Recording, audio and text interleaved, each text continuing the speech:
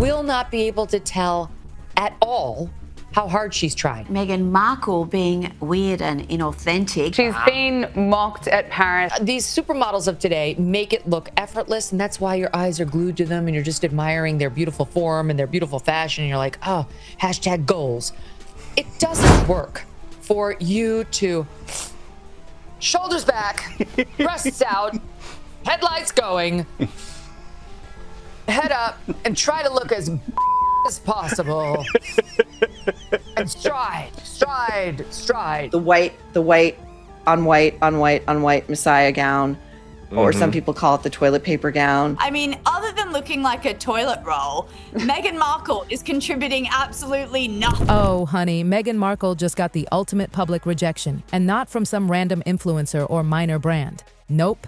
We're talking Balenciaga, one of the most powerful fashion houses on the planet. And the reason? Oh, buckle up, because it's brutal. This isn't just another oops moment or an outfit gone wrong. It's a full-blown fashion catastrophe, and the industry can't stop talking. You heard that right. Balenciaga has completely cut ties with Meghan Markle after that infamous Paris Fashion Week appearance. But insiders are whispering that it's so much deeper than one bad outfit. This goes way beyond a wardrobe choice. It's about reputation, credibility, and what happens when fame stops being enough. Get this. Meghan had apparently been chasing Balenciaga for months, like begging for a meeting kind of chasing. She wanted that partnership so badly, something to finally stamp her as high fashion royalty. And Balenciaga's response? Ice, cold, silence. And now that silence has exploded into full-blown gossip, sending shockwaves through Hollywood. And here's where it turns devastating. The truth behind that Paris show, the borrowed clothes she had to return by Monday, the whispers behind her back, it all adds up to one painful reality. Meghan Markle just learned the harshest truth in fashion. Fame doesn't buy credibility. What we're about to uncover proves just how deep this rejection really cuts. Let's rewind to what really happened inside that Balenciaga venue. From the outside, it looked like Meghan's big, glamorous comeback moment. The cameras, perfectly placed. The lighting, flawless. Meghan walked in like she was reclaiming her throne. But those inside? Meghan even knows why she was there. That was awkward. Let's have another look at it.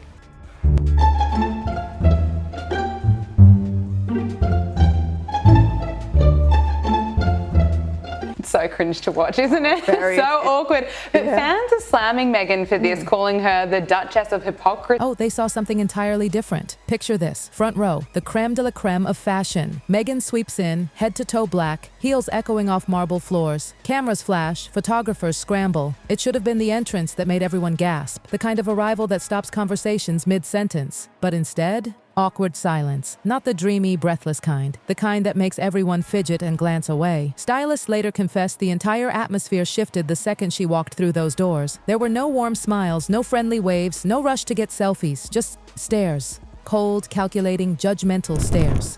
One insider said, it felt like everyone was holding their breath, waiting for something, anything, to happen. And while Meghan kept her practiced smile glued on outside, posing like the queen of fashion, the whispers inside were telling a very different story. Editors stayed in their seats. Stylists, usually the first to rush over with compliments and air kisses, kept their distance. One guest said the body language was unmistakable. No one wanted to be photographed near her. In a world where proximity equals power, Meghan had suddenly become radioactive. But that's not even the worst part. What really had people whispering wasn't her reception. It was her outfit. Or rather, who it actually belonged to. Because here's the thing, when a fashion house loves you, they create for you. Custom pieces stitched to your measurements, designed to make you shine, that's how you know you've made it.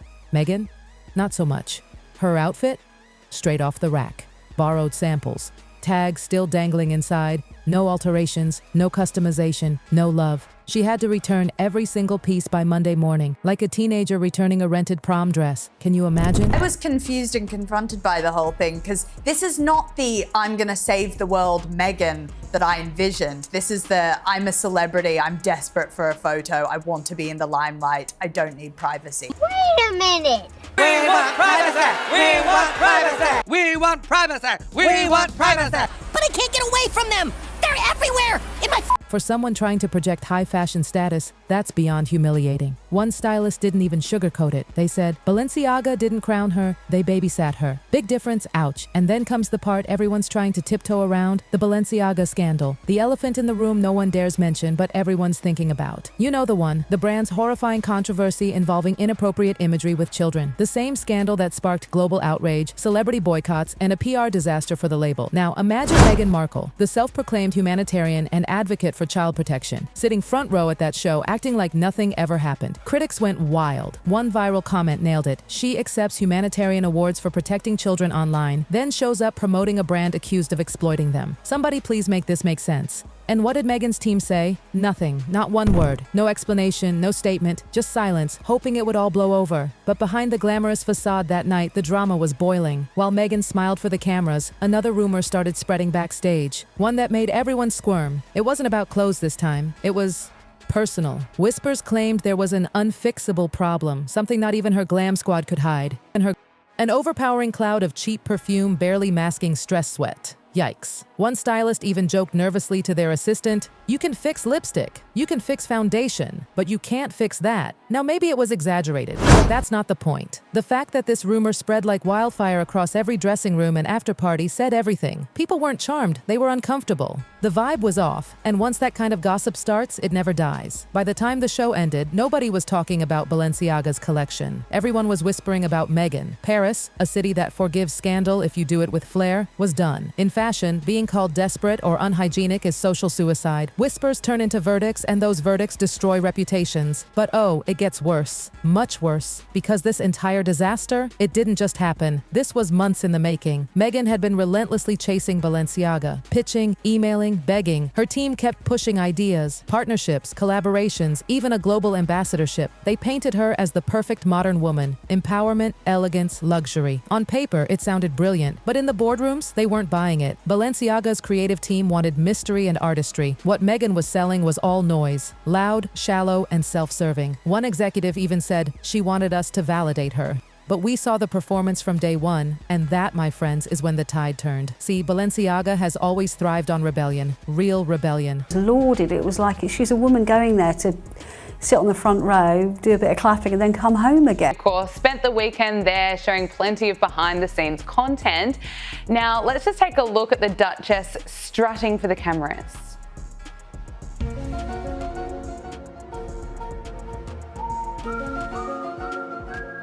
They built an empire on fearless creativity, the kind that makes people uncomfortable, that dares to challenge everything we think is beautiful. Their art is unpredictable, raw, unapologetic. Meghan, her brand is the opposite. Control. Every pose, every photo, every headline is planned months in advance. Nothing spontaneous, nothing real. Every moment is calculated for maximum effect. And that, insiders say, is exactly why this partnership was doomed from the start. When Balenciaga's top executives sat in the front row during that show watching her, they weren't impressed. They saw imitation, not inspiration. Her look felt like an echo, not a statement. One insider described it perfectly. She was giving imitation dressed up as ambition. Imagine it. After months of Meghan dressing like she was already part of their world, copying their edgy vibe, mimicking their aesthetic, when the time came to make it official, Balenciaga didn't just walk away. They ghosted her, and that in fashion is the ultimate humiliation. The whispers got nastier. Fashion insiders began calling her the try-hard Duchess, someone who wants to be seen as avant-garde but doesn't understand what originality actually means. Now, if this was just about a bad outfit, maybe she could have recovered. But Meghan's entire reputation was built on control, and in this moment, that control was gone.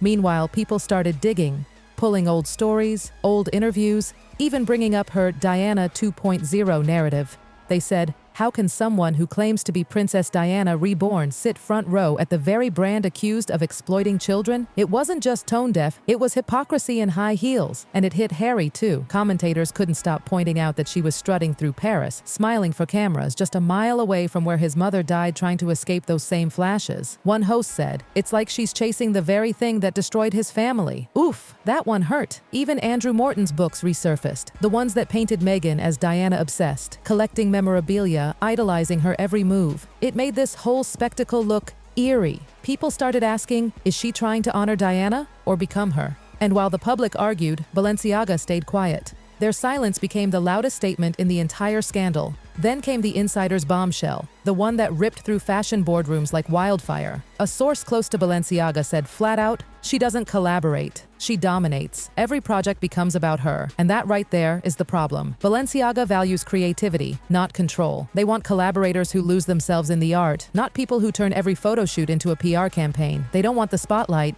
They create it. One designer even sighed, saying, "It's a shame. On paper, this could have been massive, but she's chasing image, not artistry. It's almost tragic when you think about it." Meghan had the power, the charisma, the platform, everything needed to become a genuine style icon. But she keeps mistaking attention for admiration. Her outfits? Sometimes stunning, sometimes tone-deaf. One week she's breathtaking, the next she's a walking imitation of someone else. Critics started calling it identity whiplash.